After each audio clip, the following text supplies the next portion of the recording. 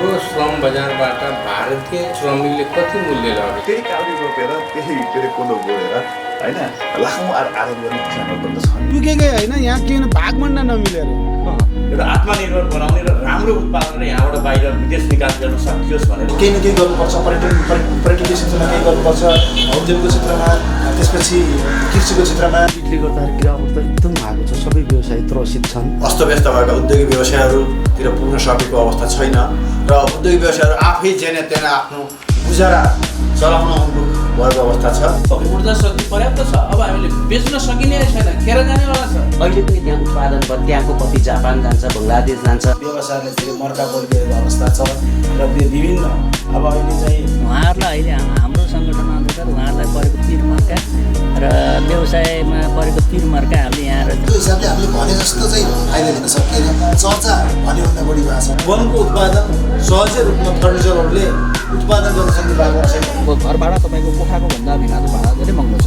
एउटा सटरको 28-30 रुपियाँ तिर्नुपर्ने अवस्था छ।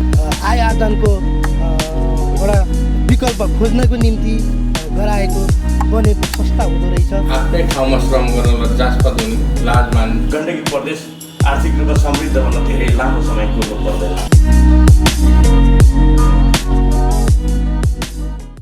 नमस्कार दर्शकबिन, तपाईँ हेर्दै हुनुहुन्छ गोल्डन नाइट टेलिभिजनको प्रस्तुति म फैसल आर्थिक आवाज हेर्दै हुनुहुन्छ। विभिन्न जिल्ला, नगरपालिका, गाउँपालिका हुँदै वडासम्म हामी पुग्ने गर्दछौँ। आर्थिक विकास कसरी हुँदैछ, व्यवसायहरू कसरी आफूलाई चाहिँ पुनर्स्थापना गर्दैछन्, यी कुराकानी तपाईँ समक्ष हामी राख्ने गर्दछौँ। हामी यसै कार्यक्रम मार्फत हामी आइपुगेका छौँ पोखरा महानगरपालिकाको वडा नम्बर 8मा छौँ।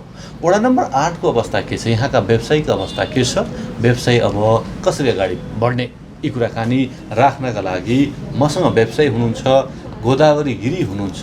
के भन्नुहुन्छ, यो बिचमा व्यवसाय कसरी उहाँले चाहिँ चलाउनु भयो, अर्थात् चाहिँ आफूलाई कसरी पुनः उठ्ने जमर्को गर्दै हुनुहुन्छ, यी कुराकानी उहाँकै मुखारबिन्दुबाट।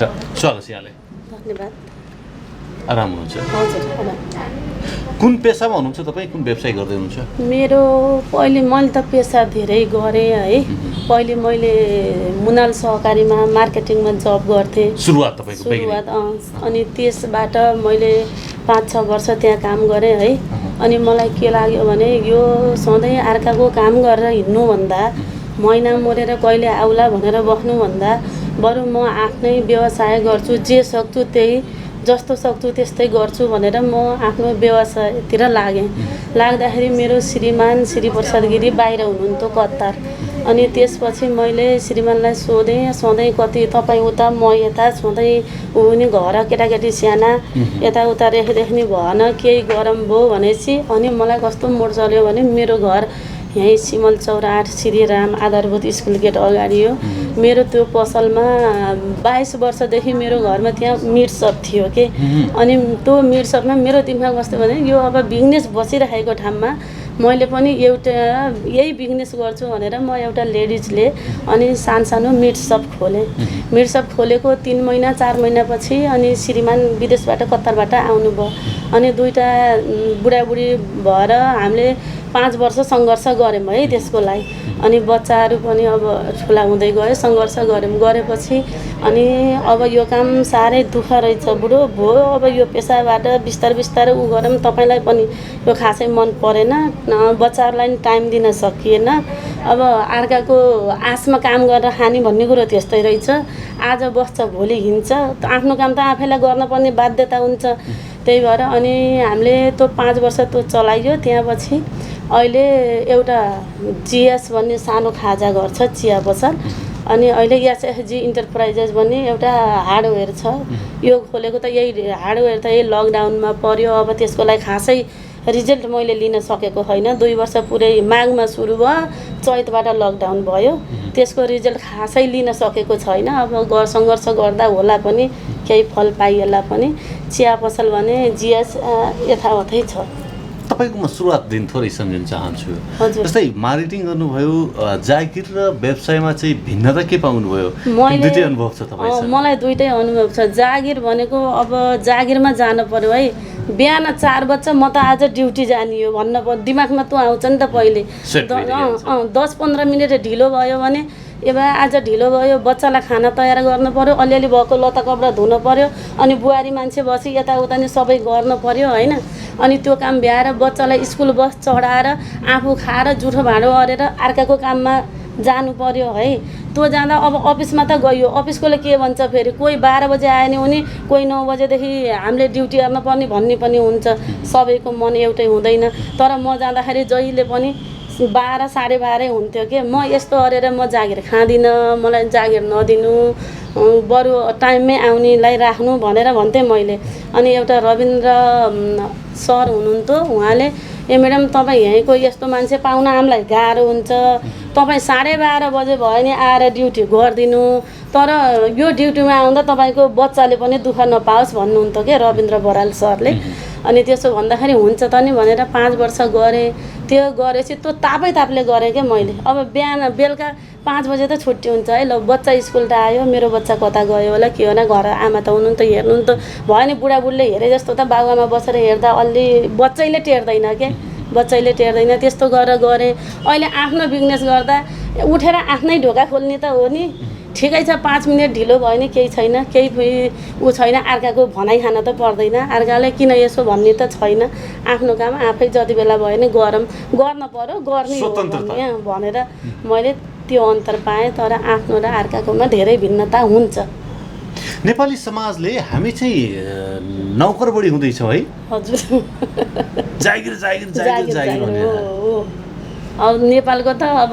पाए नेपाल नपाए विदेश त्यो त जागिरमै नेपाली जति जनता जति सबै जागिरै के जागिरै होइन यो यस्तो आफू नि केही सङ्घर्ष गरौँ नभने कि अर्काले कथेर दिन्छ र ल्याउने हो भन्ने मोड धेरै जसो त्यस्तो भयो नि के बिजनेसतिर हामी फोकस छैन होइन व्यापारी अथवा चाहिँ त्यो लाइनतिर हाम्रो समाजले त्यो भन्दैन कि तपाईँ बिजनेस गर भन्दैन कि भन्दैन वैदेशिक रोजगारमा गयो भने ऋण पनि दिदिने त्यही त नि म यही केही गर्छु भने पत्याउनु पनि गाह्रो कस्तो विडम्बना त्यस्तै छ त नि सर के गर्ने सबै एउटै हुँदैन अब मलाई थोरै चाहिँ मिट्सअपको अथवा चाहिँ तपाईँ मासु होइन फसलको विषयमा अथवा चाहिँ मासु व्यवसाय होइन भन्दाखेरिमा कतिको रिस्क हुन्छ कतिको गाह्रो हुन्छ हामीले देख्दाखेरि त कसैको त गजबै चलेको देख्छौँ आहा बसी बसी काटिरहेको छ होइन तपाईँले गजबका कुरा गर्नु त्यो देखिन्छ त्यो पसल पनि गजबले चलेकै यो बाहिर देख्दाखेरि यस्तो छ कि भने मेरो सानो आवश्यक मेरो सानो छोरी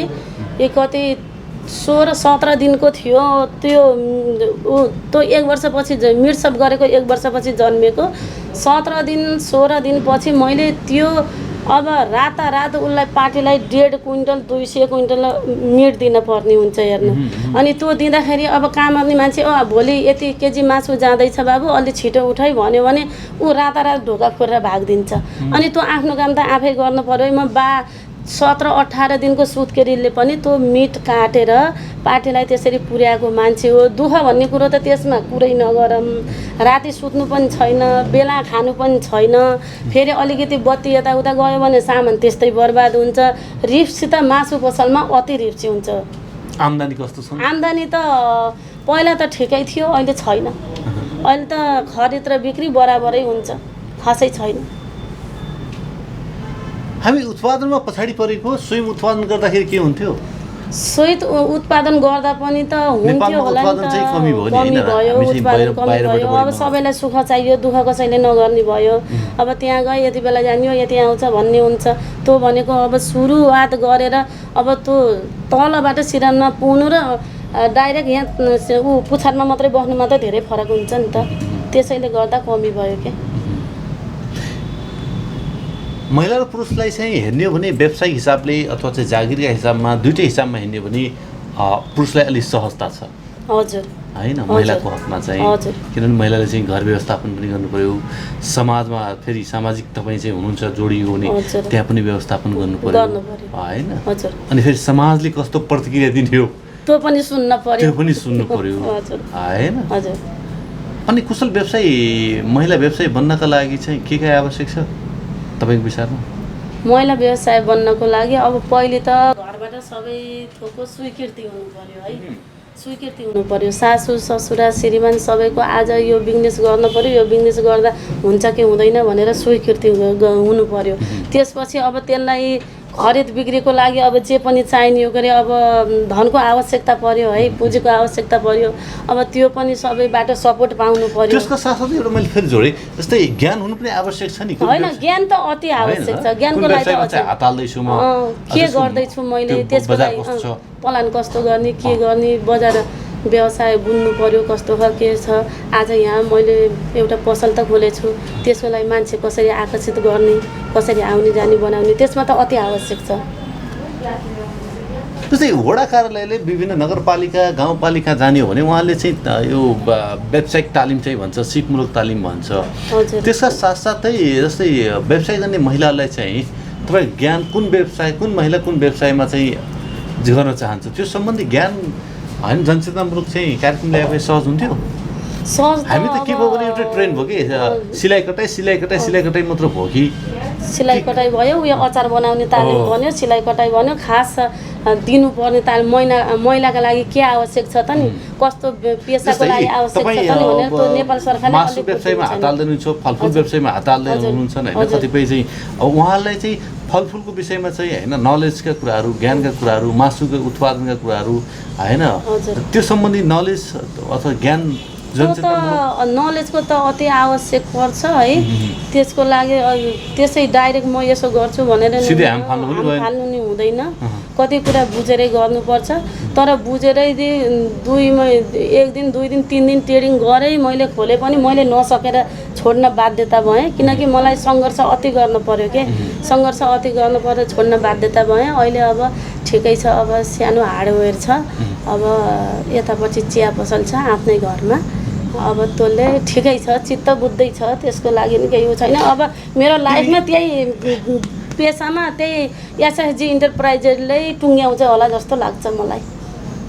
बिजनेसम्यानै भएर तपाईँले चाहिँ प्रगति गर्नुहुन्छ यहाँको विचार। हजुर, एउटा छिमेकी राष्ट्रका साथीहरू चाहिँ इष्टमित्रहरूले चाहिँ भन्ने गर्छन् नि नेपालमा पैसा उडिरहेछ, यो शब्दबाट गजब सुन्न सकिन्छ, गजबै सुन्छौँ।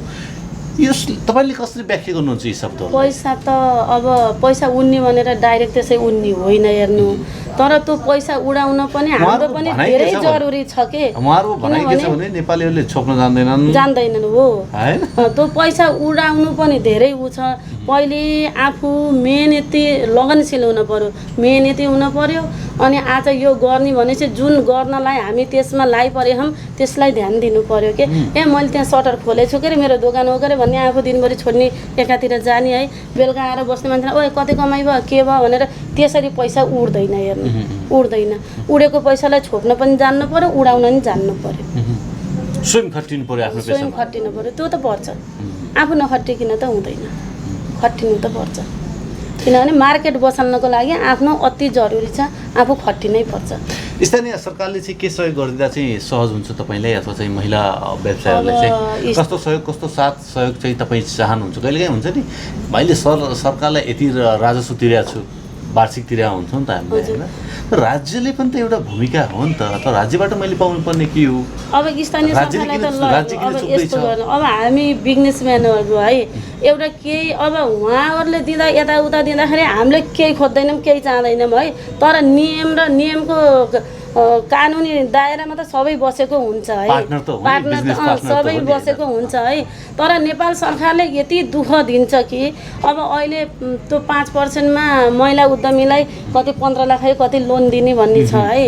महिला उद्यमीलाई 5%मा 15 लाख लोन दिने त उसले भन्छ, तर उसलाई धितो चाहिन्छ। अब त्यो लोन खाने मान्छेको धितै छैन, के ल्याएर धितो राखेर उसले त 15 लाख लान्छ त प्रक्रिया झमेला छ हैन। अनि सुन्नु न, अब प्रक्रिया बुझ्न गाह्रो, हामीले यत्रो सङ्घर्ष गरे नि महिलाले केही सपोर्ट पायौँ त नि नेपाल सरकारबाट भनेर त्यो ठाउँमा पुग्यो है। तपाईँको कहाँ घरेरी छ, कहाँ घर छ, धितो के राख्नुहुन्छ भनेपछि अनि त्यो महिला केही बोल्ने ऊ हुन्छ ल भन्नु त। दिने बेला महिला उद्यमीलाई यस्तो दिने भनेर उसले त्यत्रो ऊ गर्छ, टार्गेट गर्छ है। लिन जाँदाखेरि महिलालाई अति दुःख दिन्छ। अब यसमा तपाईँ के भन्नुहुन्छ? दिदीबहिनीहरूले मात्र पाएका हुन् टाठाबाठा दिदीबहिनीले पाखन् कि अलि घर गडेरी उनले पाखन् कि है त्यो कसले पाखन् अब त्यो नेपाल सरकारसितै बुझ्नुपर्छ नेपाल सरकारले कसरी छोड्दैछ है उहीँसित बुझ्नुपर्छ तर आज यस्तो खकरे जाम न त त्यहाँ केही सहुलियत पाइन्छ अरे भनेपछि तपाईँले 5% लोन त पाउनुहुन्छ तर तपाईँले धितो के राख्नुहुन्छ भने धितो उनले त लर राख्ला न उनले के राख्ने उनलाई नि पैसाको आवश्यकता छ उसलाई नि बिजनेस गरेर खान मन त छ आफ्ना जान केटाकेटी पाल्न मन त छ नि सरकारलाई राज्य सरकारलाई कर तिर्न पनि तयार छ तयार छ तिरिराखेछ ऋण खोजेर भयो नि उसलाई कर त तिरेछन् तिमीहरूसित छैन आज कर नल्याउ त सरकारले भन्दैन नि त भन्छ र भन्नु त नभएपछि आज यति मिति कटो अब त्यो उसले ट्याक्स हानिसक्यो जान पर्यो भो भनेर ऋण खोजेर नि जान्छ नि त उसलाई तिर्न त तर हामीलाई त्यस्तो हामीले जति उसलाई गरे हामीले गरे अनुसारको हामीले केही सुविधा पाएन नेपाल सरकारबाट स्थानीय अहिले चाहिँ महिला जनप्रतिनिधि हुनुहुन्छ यो तपाईँ हाम्रो लागि खुसीको कुरा पनि हो हजुर होइन अब जनप्रतिनिधि आफ्नै भइसके पश्चात हामीले कतिपय कुराहरू पनि राख्न पाउँछौँ सहज हुन्छ नि पहिलाभन्दा त राख्नुहुन्छ कहिलेकाहीँ यस्ता यस्ता समस्याहरू छन् मलाई यो थियो अथवा मैले राख्दिनँ हेर्नु अहिले पनि आज पनि यहाँ अध्यक्ष सरले बोलाउनु भयो यहाँ आउनु भन्नुभयो म कहाँ जान हिँडेको मान्छे हो मलाई यति टाइम लिएर मैले यसैलाई खाना नि खाएको छैन किनभने मेरो त्यो तल्लो एसएचजी इन्टरप्राइजर माथि सार्नलाई त्यो हल बनाउँदै पार्टेसन फोड्दै थिएँ अनि त्यहाँ माथि जाने काम भएर अध्यक्ष सरले यहाँ आउनु भनेर बोलाउनु किन होला भने म खोइ आएँ यहाँ आएको अनि के हो भनेको यहाँ सरहरूसित हो भने तपाईँहरूसित केही 2 शब्द राख्न पनि पाएँ त्यो पनि राम्रै भयो होइन म कहिल्यै पनि यसो अर्नी होला उसो अर्नी होला भनेर म अहिलेसम्म जनप्रतिनिधिसित आएको छैन किनभने म डाइरेक्ट पाउने ठाउँमा त डाइरेक्ट गएर कुरा राख्दा त मैले यो र ऊ भनेर दुःख पाउँछु जनप्रतिनिधिसित कति दिन धाम कति दिन त कुरा उहाँ गएर कति दिन आएर मैले के नै पाउँछु र भने जस्तो लाग्छ कि मलाई त समयको बर्बाद समयको बर्बाद मात्रै त्यही भएर मैले राखेको छैन अहिलेसम्म कुरा ठिक छ अब चाहिँ कुरा राखौँ अब कुरा त राख अनि अब चाहिँ थोरै महिलाहरूका कुराकानी राख्न चाहन्छु हजुर कस्तो पाउनु भएको छ वडा नम्बर 8मा चाहिँ महिला दिदीबहिनीहरू कतिको हिंसामुक्त छन् अथवा चाहिँ कस्तो देख्नु भएको छ विकासक्रम होइन विकास त महिला दिदीबहिनीले आज यस्तो हो यहाँ यो आफ्नो अब टोलमा अब धेरै जसो महिला दिदीबहिनी त अब आफ्नो टोलमै सक्रिय हुन्छन् के अरे होइन अब कहीँ जानु अर्नु यताउति पऱ्यो भने पनि डाइरेक्ट टोलमा चिठी जान्छ है अनि आज यस्तो ठाउँमा जाने हो यस्तो छ जाउँ न त भन्ने ठाउँमा त्यहाँ पनि 8 नम्बर वडाका दिदीबहिनी पुग्नुहुन्छ कहिले यता तलमाथि यस्तो यो वडाको यस्तो भयो भन्ने अहिलेसम्म रेकर्ड छैन हेर्नु छैन तपाईँको त्यो बिजनेस बाहेक राजनीतिक सामाजिक क्षेत्रमा कतिको चासो छ मलाई यो राजनीतिमा मेरो इन्ट्रेस्ट छैन मलाई आफ्नो जे गर्नु हो त्यसमा मलाई बहुत इन्ट्रेस्ट छ हेर्नु तर यो राजनीति छैन अब एउटा भोट हाल्न जानै पर्ने भएर एउटा मानवताको नातो त्यो भोटको आफ्नो अधिकार भएर एउटा भोट हाल्न म जान्छु तर पार्टीको पछि लाएर म हिँड्दिनँ फुर्सद पनि छैन आफ्नो कर्म गर आफ्नो कर्म गर आफ्नो घर समेल आफ्नो बच्चाहरूलाई के गर्ने कसो गर्ने हो आफ्नो बिजनेस कहाँ कसरी पुर्याउने ठिकै छ आज यस्ता ठाउँ त्यस्तो थियो र ल ठिकै छ राम्रो भयो सुनेको कुरा राम्रै भयो राम्रो कुरा राम्रै भयो भन्ने के अरे नराम्रो कुरा ल यसो गर्नु पनि थियो किन त्यसो भएछ त नि भन्ने तर पार्टीकै पछि लाएर म हिँड्ने पक्षमा छैन हिँडेको पनि छैन अहिलेसम्म सामाजिक क्षेत्रमा के छ सामाजिक क्षेत्रमा त फुर्सद भएसम्म लाग्छु समय अनुकूल मिलेसम्म लाग्छु धेरै धेरै धन्यवाद दिन चाहन्छु यहाँले वडा नम्बर 8 का कुरा राख्नुभयो साथै आफ्ना व्यवसायिक कुराकानी राख्नुभयो महिला व्यवसायका पीडा पनि राखिदिनु भयो यहाँले समय उपलब्ध गराइदिनु भयो थ्याङ्क यू सो मच धन्यवाद मसँग हुनुहुन्छ मुक्तिराम सुवेदी हुनुहुन्छ जो भाडा पसल व्यवसाय हुनुहुन्छ के भन्नुहुन्छ भाडा पसल व्यवसायमा अथवा यो क्षेत्रमा चाहिँ युवाहरूको भविष्य कस्तो छ कतिको आम्दानी गर्न सकिन्छ र आर्थिक विकास कसरी गर्न सकिन्छ कति लामो समय यो क्षेत्रमा उहाँले चाहिँ कार्य गर्नुभएको छ सफलता कसरी हात पार्नु भएको छ यी कुराकानी म उहाँकै मुखारबिन्दुबाट यहाँ समक्ष राख्न चाहन्छु म स्वागत गर्न चाहन्छु मुक्तिराम सुवेदीजीलाई स्वागत छ यहाँलाई धन्यवाद भाइ आराम भाइ ठिकै छ कति भयो तपाईँले भाडा व्यवसाय गर्न थालेको म 2068 सालबाट हो ठ्याक्कै 2 दशक 10 वर्ष एक दशक भयो कस्तो र अनुभव चाहिँ यत्रो 1 दशकको चाहिँ भाडा व्यवसाय गर्दाखेरि ठिकै छ भाइ अब बिस्तारै पहिला त अलिक गाह्रो भयो अहिले भाँडा व्यवसायमा लगानी धेरै गर्नुपर्छ। सम्झना छ कतिबाट सुरुवात गर्नुभएको थियो? सुरुमा 10-12 लाखको पुँजी हो सुरुवात गर्नुभयो। अहिले त्यो अपग्रेड भएको छ? अहिले त झन्डै करोड पुगिसक्यो होला। राम्रो गर्नुभएको छ 10 वर्षको दौरानमा। हजुर कोरोनाले सबैलाई यथावत राखिदियो अथवा चाहिँ जहाँका त्यहीँ राखिदियो, कतिपयलाई चाहिँ होइन गाह्रो पनि बनायो, विस्थापित पनि गर्यो। भाँडा व्यवसायमा कस्तो असर पर्यो? भाँडा व्यवसायमा त लगभग 60% असर गरेछ। 60% डाउन छ मार्केट। अब रेस्टुरेन्ट होटल सबै बन्द छ। भले चलेकै छैन। भाँडा चल्ने भनेको त्यही आइटम हो है। त्यसले गर्दाखेरि लगभग 60% डाउन छ। अब कसरी उठाउन सकिन्छ भाँडा व्यवसायहरूलाई? तपाईँ जस्तो व्यवसाय जो चाहिँ होइन करोडौँको चाहिँ तपाईँले चाहिँ व्यवसाय गर्दै हुनुहुन्छ, राज्यलाई पनि तपाईँले नै पाल्ने हो, राज्य सञ्चालनमा पनि तपाईँको महत्त्वपूर्ण भूमिका रहन्छ, मेरुदण्ड नै हो व्यवसाय राज्यको। हजुर पहिला त अब सम्पूर्ण नेपाली जनताहरूलाई खोपको सुनिश्चित गर्नु पऱ्यो, खोप लगाउनु पऱ्यो। बिस्तारै होटल रेस्टुरेन्ट र पर्यटन क्षेत्रलाई खुकुलो पार्दै लगेर बिस्तारै एकै कर्मश है एकचोटि गर्दाखेरि अलि अप्ठ्यारो होला। कर्मस्थ त्यो क्षेत्रहरू खुकुलो गर्दै गएर व्यवसायलाई। भाँडा व्यवसायका चाहिँ चुनौतीहरू के छन्, समस्याहरू के छन् गर्दाखेरि? कुनै चाहिँ युवाले चाह्यो अथवा चाहिँ यो व्यवसायमा आउँदाखेरि उसले चुनौतीहरू के झेल्नुपर्ने हुन्छ? चुनौती त भाइ अब के भनौँ भाइ, लगानी धेरै गर्नुपर्छ अहिले पहिलो कुरा।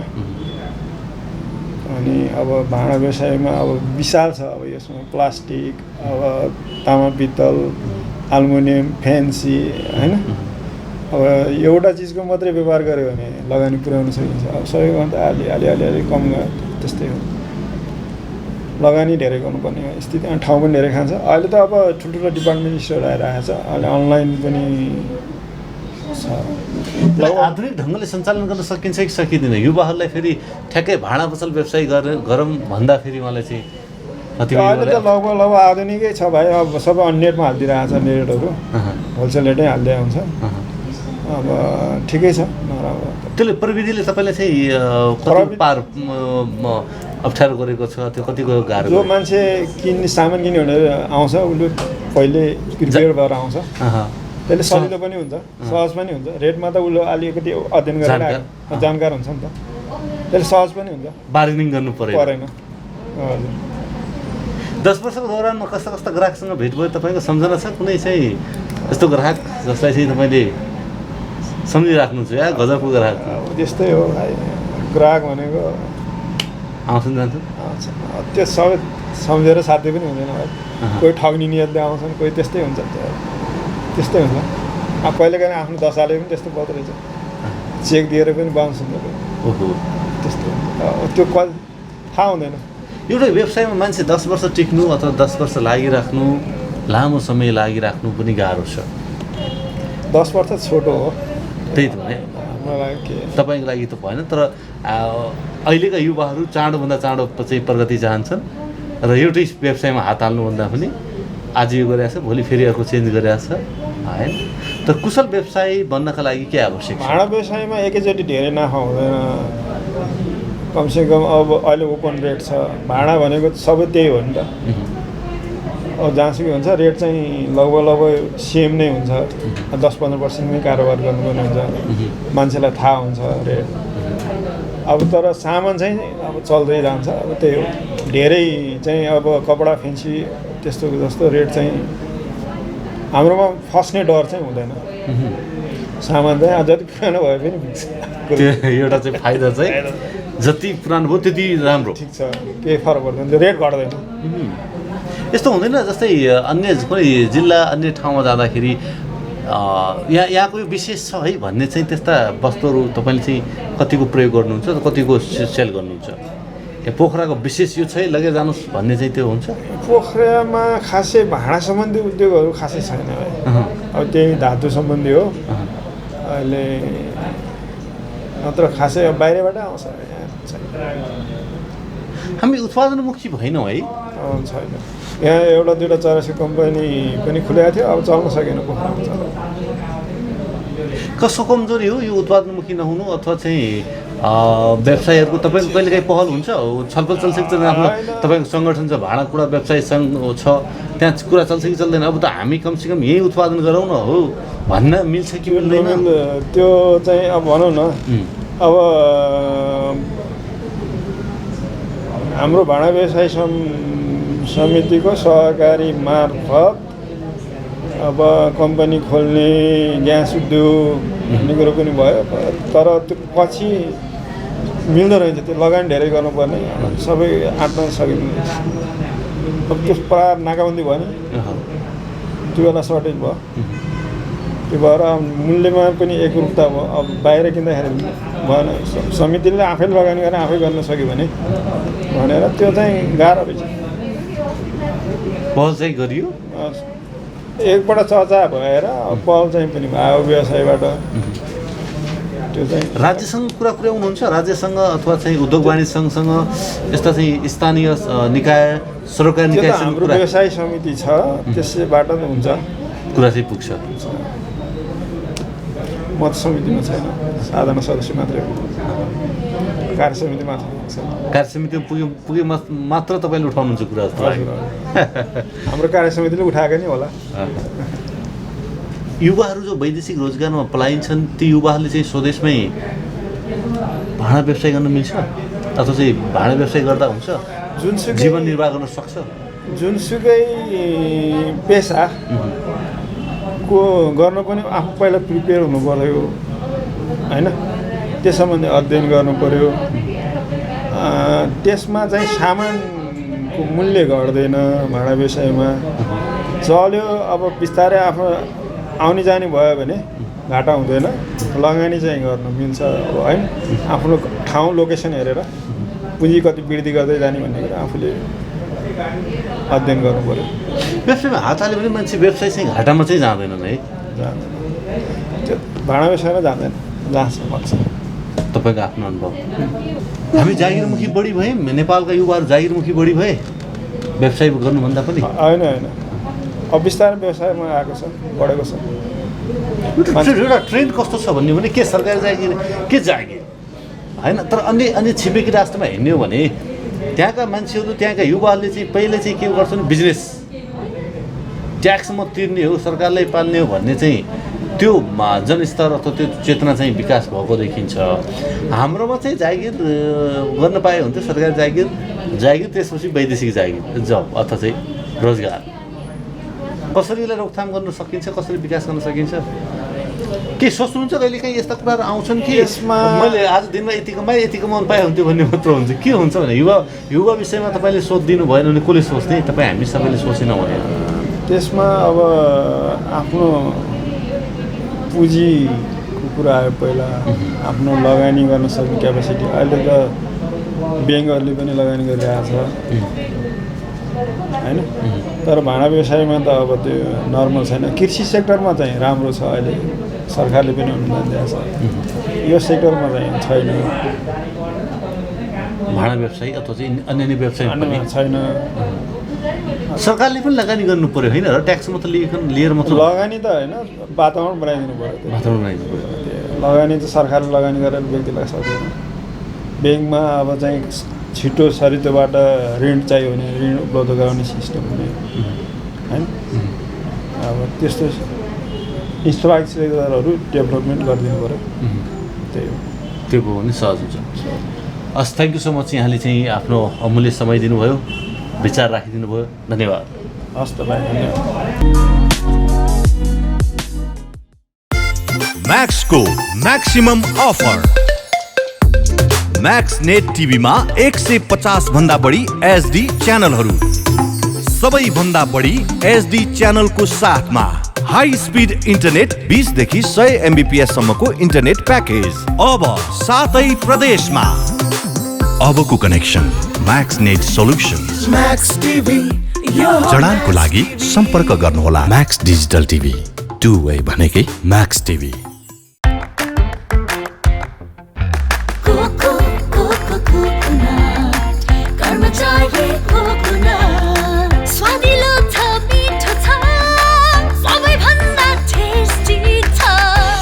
Karmacharya Cocoa, the most delicious coconut biscuits. Coconut, Karmacharya Coconut. स्वादिलो छ, मिठो छ, सबैभन्दा tasty छ. Karmacharya Cocoa, the most delicious coconut biscuits. लेखनाथको मुटु अर्घौचोक अनि अर्घौचोकमा अवस्थित विशाल एग्रो स्टोर्स तपाईँ हाम्रो दैनिक जीवनमा अति आवश्यक पर्ने ताजा तरकारी, फलफूल, खाद्यान्न लगायत सम्पूर्ण सामानहरू चाहिएमा हामीलाई सम्झनुहोला। हाम्रा सेवाहरू दूध, दही, खाद्यान्न तथा ताजा लोकल तरकारी, फलफूल, सुपथ तथा होलसेल मूल्यमा पाइनुका साथै होम डेलिभरीको पनि व्यवस्था रहेको छ। साथै सम्पूर्ण पार्टी प्यालेसको सहजतालाई मध्यनजर गर्दै सम्पूर्ण सामानहरू सुपथ मूल्यमा डेलिभरी गरिने जानकारी पनि गराउँदछौँ। विशाल एग्रो स्टोर्स, पोखरा 27, लेखनाथ चोक, प्रोपाइटर विष्णु लामिछाने। सम्पर्क 98560 33822, 98560 81768 र 98058 66215।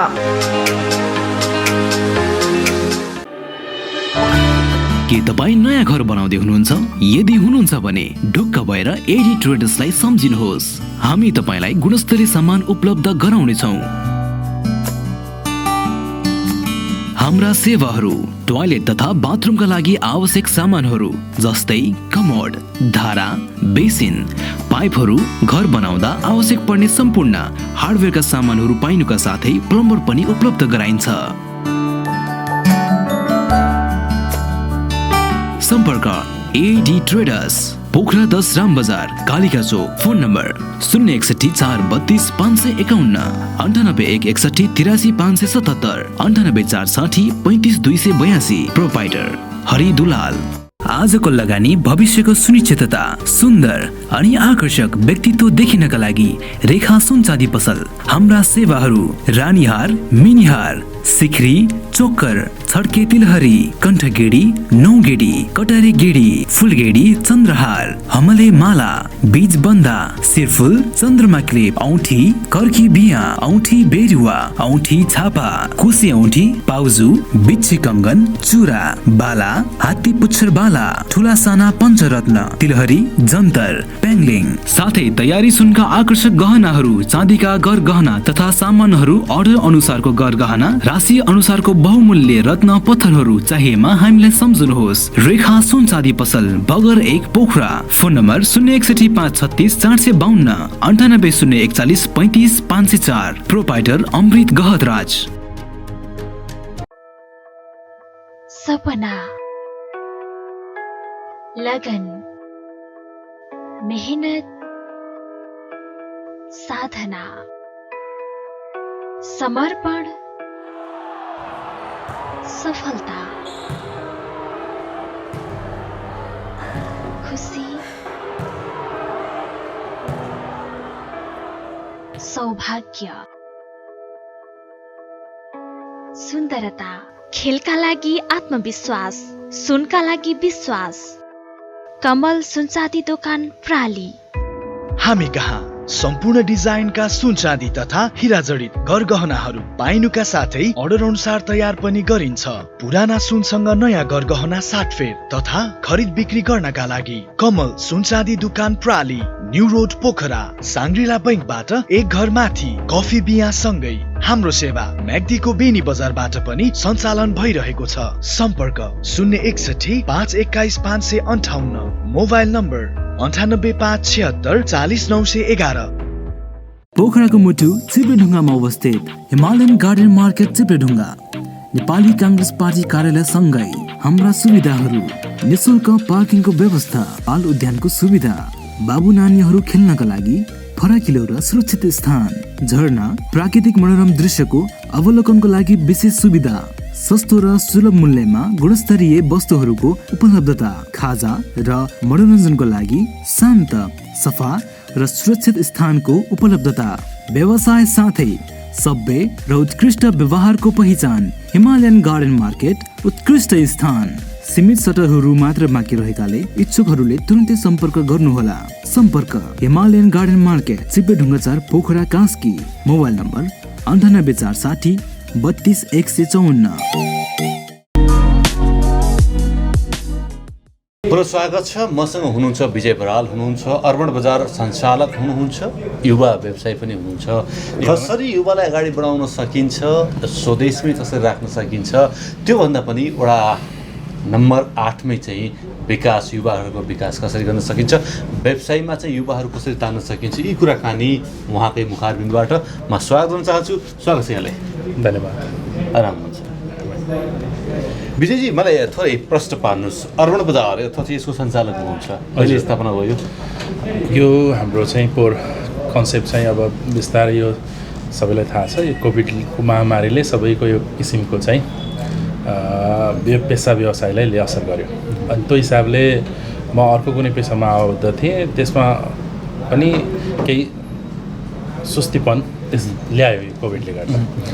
अनि त्यो भइसकेपछि अब एउटा फरक सोच होइन, जसले चाहिँ नेपाली बजारमा जुन अहिले किसानले भोग्नु परेको समस्याहरू, म आफै पनि एउटा किसानको छोरा होइन, एउटा किसानको छोरा भइरहँदा किसानले भोग्नुपर्ने समस्या मैले बुझिरहँदा मलाई आफ्नै बुवा मम्मीले पनि मलाई चाहिँ किसानी काम गरेरै पढाउनु भयो, हुर्काउनु भयो। त्यो बुझिरहँदा अब किसानलाई कसरी हामीले चाहिँ तिनीहरूलाई चाहिँ कसरी चाहिँ एक हिसाबले उहाँहरूले गरेको उत्पादनलाई चाहिँ कसरी चाहिँ टेवा पुर्याउन सकिन्छ, व्यवस्थापन गर्न सकिन्छ। अहिले मार्केटमा चाहिँ हाम्रो उहाँको चाहिँ किसानले जति दुःख गरेर मेहनत गर्नुहुन्छ त्यो अनुसारको उहाँले मार्केट भ्यालु पनि पाउनु भएको छैन एक हिसाबले होइन।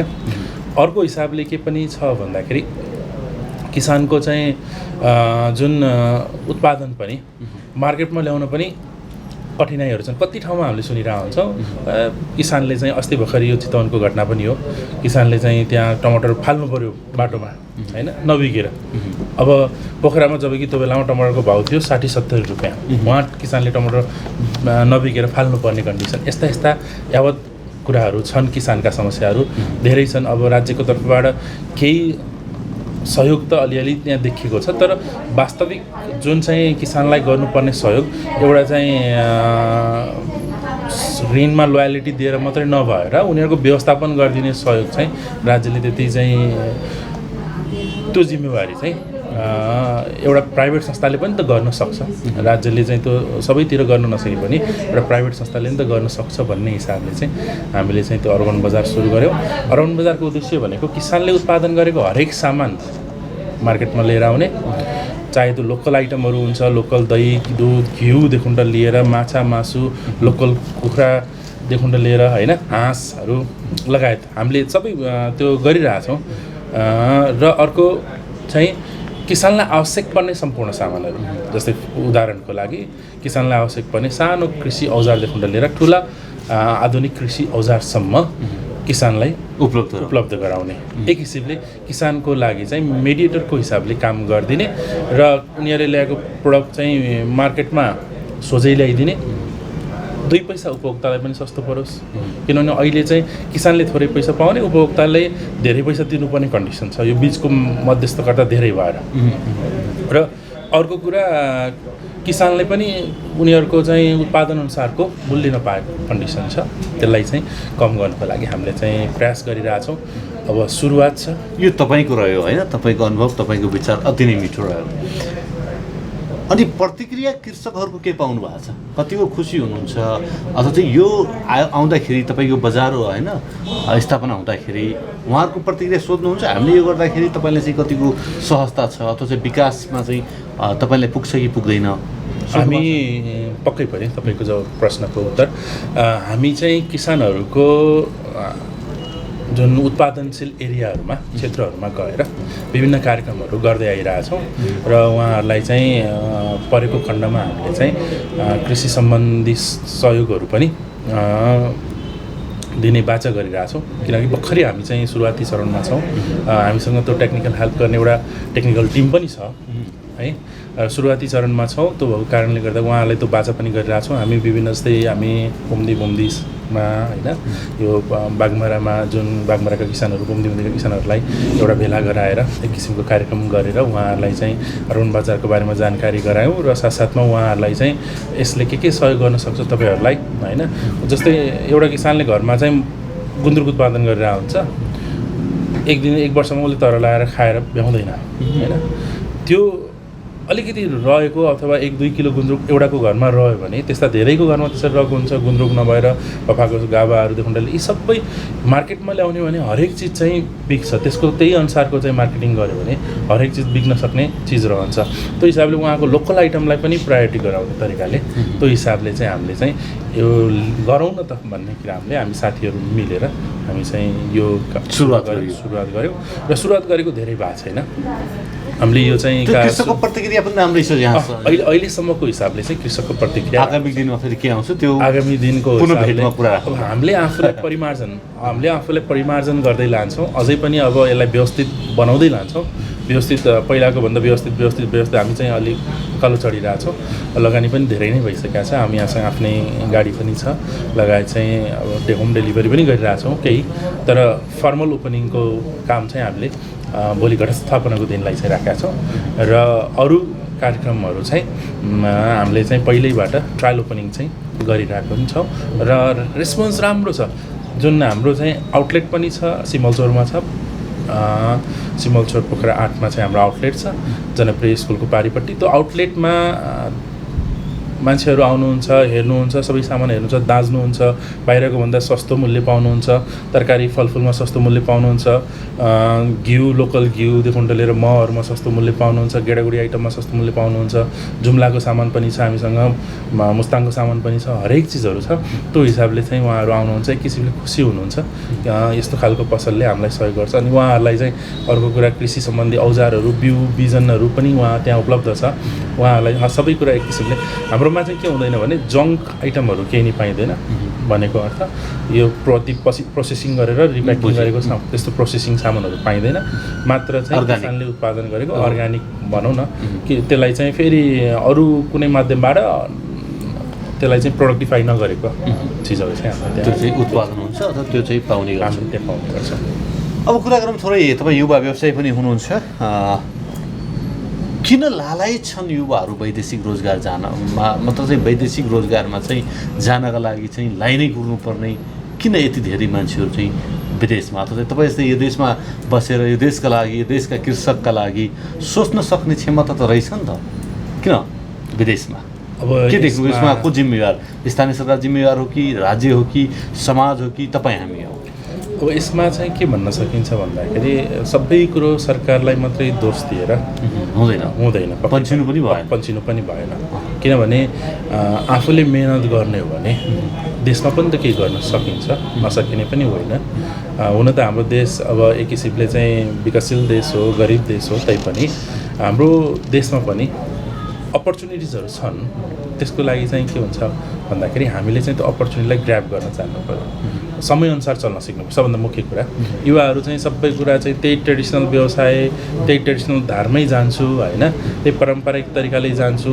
होइन सबै भयो जति युवाहरू सबै होटल व्यवसाय गर्न थाल्यो भने के हुन्छ होटल व्यवसाय अनि खाना आउने मान्छे पनि चाहिएन हो सबैले होटल व्यवसाय गर्ने भने त्यो त होटल व्यवसाय मात्रै भयो त्यहाँ खाना आउने मान्छे पनि चाहिएन आफ्नो होटलमा आफैले मात्रै खानु बाहेक त्यहाँ अरू उपाय रहँदैन विकल्प छैन त्यो भएको कारणले गर्दाखेरि त्यस्तो खालको चाहिँ ट्रेन्ड अलिक बढी देखिने होइन युवाहरू चाहिँ अरूले जे पेसा अप्नाए यसो अरूले 2 पैसा कमाएको देखेपछि त्यसमै हाम फाल्ने होइन कमाउँछ मान्छेले उसले कमाइरहेछ ल ठिक छ त्यसमा ठिक छ त्योभन्दा अलिकति नयाँ पृथक तरिकाले गएर नयाँ ढङ्गले चाहिँ हामीले गरौँ न होइन त्यो भइसकेपछि के हुन्छ भन्दाखेरि सबैमा एउटा के हुन्छ भन्दाखेरि इक्विलिब्रियम मेन्टेन हुन्छ एउटा चाहिँ हाम्रो यो सोसाइटी इक्विलिब्रियममा मेन्टेन हुन्छ भन्न खोजेको सबैले होटलमा व्यवसाय मात्रै गर्ने हो भने होइन यता फेरि कृषि गर्ने कसले होइन सबैले कृषि मात्रै गर्ने भने फेरि अर्को पैसा गर्ने कसले त्यो एउटा चाहिँ सोसाइटीमा इक्विलिब्रियम मेन्टेन गर्नको लागि पनि के हुनुपर्छ भने युवाहरू अहिलेको चाहिँ युवाहरू सबै पढे लेखेको युवाहरू हुनुहुन्छ नयाँ सोचका साथ आउन सक्नुहुन्छ झन् यो जमाना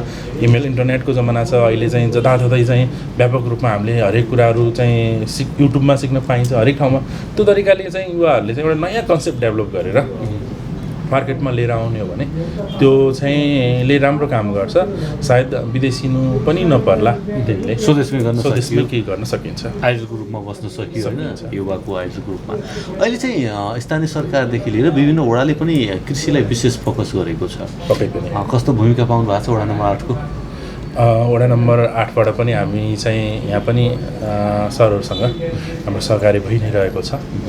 सरहरूले पनि हामीलाई चाहिँ उहाँहरूको अब यस्तो हो, सरकारको तर्फबाट पनि विभिन्न कार्यक्रमहरू त छ नि, कृषिसँग सम्बन्धित कार्यक्रमहरू।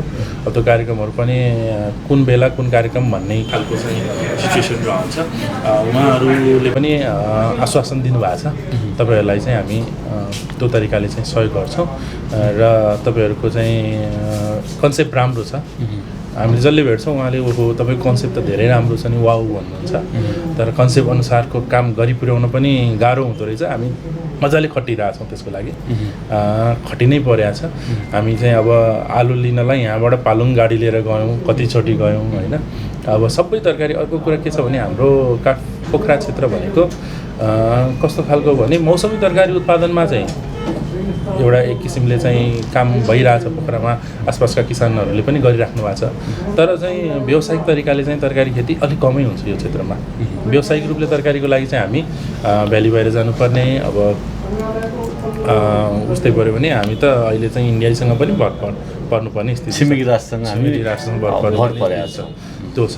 त्यो भइसकेपछि हामी अर्बन बजारले अहिलेसम्म चाहिँ छिमेकी राष्ट्रको चाहिँ त्यसरी चाहिँ गरेका छैन होइन।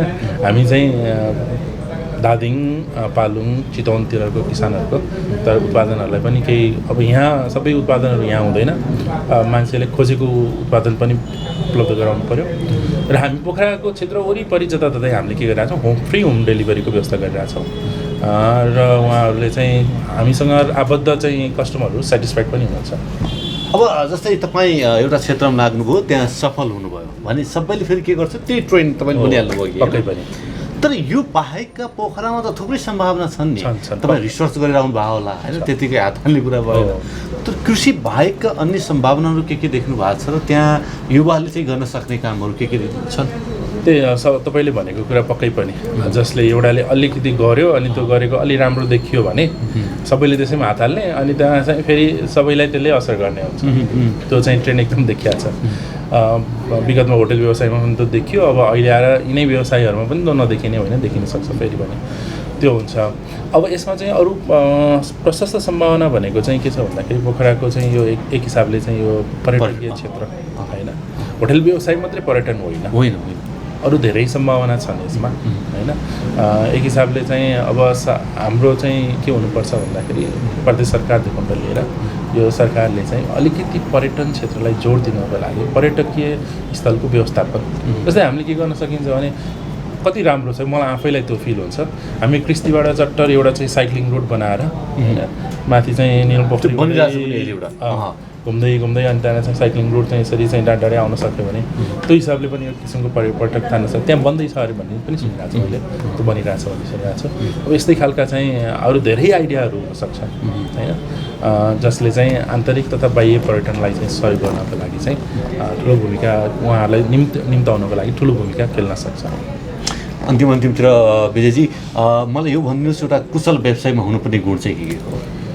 कुशल व्यवसायमा हुनुपर्ने गुण भनेर अब यस्तै पेसा व्यवसायमा लागिरहँदाखेरि म त पहिला एज अ शिक्षकको रूपमा काम गर्थेँ। विगतमा केही समय भयो म पेसा व्यवसायतिर लागेको। पेसा व्यवसायमा लागिरहँदाखेरि कुशल व्यवसायमा हुनुपर्ने गुण भनेको के हुनुपर्छ भने धैर्यता हुनुपर्छ पक्कै पनि। किनभने अब समय परिस्थितिहरू होइन, विभिन्न खालको वातावरणले चाहिँ नयाँ नयाँ खालको चाहिँ समय निम्त्याउँछ। अहिले यो कोभिडको सिचुएसनमा होइन, हामी धैर्य नगरेको भए पक्कै हामी पनि अगाडि बढ्न धेरै नै गाह्रो थियो होइन। हामीले चाहिँ धैर्य नै धारण गऱ्यौँ। अनि मेरो अर्को अफिसमा पनि त्यस्तै छ समस्या, फेम इन्टरनेसनल भन्ने हामी चाहिँ इन्ट्रान्स चलाउँछौँ, त्यसमा पनि त्यही समस्या छ।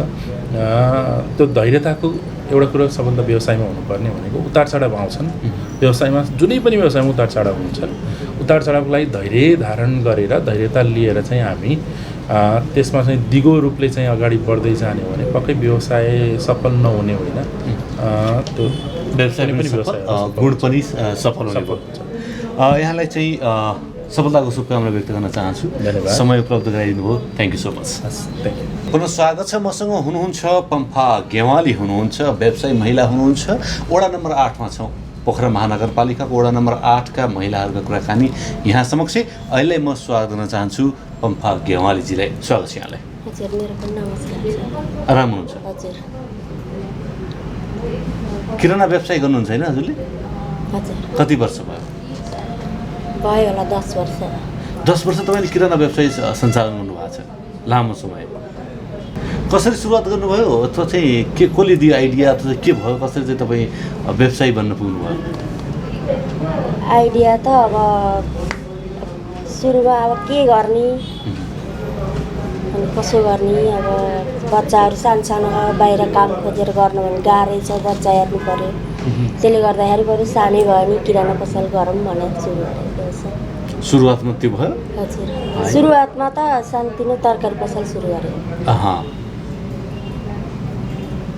याद छ तपाईँले कतिबाट सुरुवात गर्नुभएको थियो तरकारी पसल? तरकारी पसल गर्ने बेलामा त जिरोबाट सुरु गरेको। त्यसपछि किरानामा हाम फाल्नुभयो? हजुर अथवा चाहिँ किरानामा चाहिँ आउनुभयो? किरानालाई अहिले 10 वर्ष चाहिँ निरन्तर लानु भएको छ। हजुर व्यवसाय जस्तै हामी के भन्छौँ भने एउटा पुरुष सफल हुनको लागि महिलाको हात हुन्छ भन्छन्। महिला सफल हुनका लागि अथवा चाहिँ महिलालाई आवश्यक छ कि छैन, के छ पुरुषको साथ सहयोग? मलाई त अब दुईजनाकै आवश्यक पर्छ जस्तो लाग्छ के र अब बराबरै बराबरै। कस्तो सहयोग पाउनु भएको छ? मेरो घरमा त राम्रै छ के र अरूको त थाहा भएन। सङ्घ संस्थामा आबद्ध हुनुहुन्छ? नै कहीँ पनि छैन। व्यवसाय मात्र गर्नुहुन्छ? के समस्या छन्? मान्छेलाई देख्दाखेरि त किराना पसल चाहिँ होइन बस्या छ, सहज छ भन्ने हुन्छ। हामीले सोचे जस्तो सहज छ किराना व्यवसाय? धेरै गाह्रो छ सर। के गर्नुपर्छ? यसलाई त अब निरन्तर टाइम दिनु पर्यो। अब कुनै आज यस्तोमा जान्छु भन्न पनि छैन। अब उही बन्दै गरेर हिँड्ने मात्रै हो। अब त्यस्तै हो। किराना व्यवसाय गरेर चाहिँ जीवन मजाको धान्न सकिन्छ? तपाईँले त्यो रकम अथवा त्यसरी कमाउनु भएको छ? नै कमाएन। गाह्रो छ किराना? गाह्रो छ मलाई त त्यस्तो लाग्छ है। म त अब सानो पसलबाट त्यही सानो पसल छ, त्यही सानो पसलमा त्यसैमा निरन्तरतै छु। त्यसले गर्दाखेरि अब जे कुराको पनि अभाव पर्छ के त्यसमा। अरू ठाउँबाट ल्याउने उपाय छैन। अब जे छ त्यसैमा निर्भर छु कि। वडा कार्यालयले विभिन्न तपाईँको तालिम दिने गर्छ, सिपमूलक तालिम दिन्छ, नेतृत्व विकासका तालिमहरू दिन्छ। जानकारी छ तपाईँले? छैन। म यसमा अझैसम्म आबद्धै छैन कुनैमा पनि, कहीँ गएको पनि छैन। वडा कार्यालयले चाहिँ दिने यस्ता जनचेतना स्तरका कार्यक्रम त्यस्तामा सहभागी हुनु पाउनु भएको छैन कार्यव्यस्तताले? हजुर। महिलाका हिंसाहरू तपाईँले सुन्नुहुन्छ? कहिलेकाहीँ आउँछन् तपाईँका त्यस्ता कुराहरू चाहिँ घर छरछिमेकमा कुरा गर्दाखेरि त्यस्ता कुराहरू सुन्नुहुन्छ? सुनिन्छ नि। किन होला जस्तो लाग्छ ती महिला हिंसा हुनुको कारण चाहिँ किन बढे जस्तो लाग्छ? खोइ अब त्यो होला नि आफ्नो घर व्यवहार। त्यो महिला हिंसा हुनु नै त्यो कोहीको घरबाट हुन्छ, कोही अब केहीको कमीले हुनसक्छ, त्यस्तो होला। शिक्षा आर्थिक शिक्षा सबभन्दा ठुलो त अब शिक्षाले नै कमी हुने हो। ती कुराहरू भयो भने होइन विकास भयो भने न्यूनीकरण गर्न सकिन्छ, अन्त्य गर्न सकिन्छ होला होइन र? हस् थ्याङ्क यू। यहाँलाई धन्यवाद दिन चाहन्छु। दर्शकबिन तपाईँ हेर्दै हुनुहुन्छ मफसल आर्थिक आवाज। हामी विभिन्न जिल्ला नगरपालिका र गाउँपालिका हुँदै वडामा पुग्ने गर्दछौँ र त्यहाँका व्यवसायिकका कुराकानी, त्यहाँको आर्थिक विकास कसरी हुँदैछ, के हुँदैछ, यी कुराकानी राख्ने गर्दछौँ। हामी आज पोखराको महानगरपालिका वडा नम्बर 8 मा छौँ र यहाँका सम्पूर्ण आर्थिक कुराकानी यहाँ समक्ष राख्यौँ र कार्यक्रमलाई उत्पादनमा सहयोग गर्नुहुने वडा अध्यक्ष रुद्रनाथ बरालज्यूप्रति आभार व्यक्त गर्दै, निर्देशक चिरञ्जीवी भुर्तेलप्रति आभार व्यक्त गर्दै म देवेन्द्र बिदा चाहन्छु। नमस्कार।